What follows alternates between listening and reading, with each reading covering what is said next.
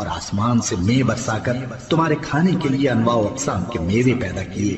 بس کسی کو اللہ کا ہمسر نہ بناؤ، اور تم جانتے تو ہو۔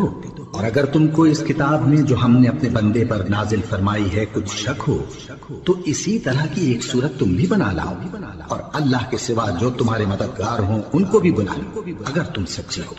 پھر اگر ایسا نہ کر سکو اور ہرگز نہیں کر سکو گے تو اس آگ سے ڈرو جس کا ایندھن آدمی اور پتھر ہوں گے، اور جو کافروں کے لیے تیار کی گئی ہے۔ اور جو لوگ ایمان لائے اور نیک عمل کرتے رہے ان کو خوشخبری سنا دو کہ ان کے لیے نعمت کے باغ ہیں جن کے نیچے نہریں بہہ رہی ہیں۔ جب انہیں ان میں سے کسی قسم کا میوہ کھانے کو دیا جائے گا تو کہیں گے یہ تو وہی ہے جو ہم کو پہلے دیا گیا تھا،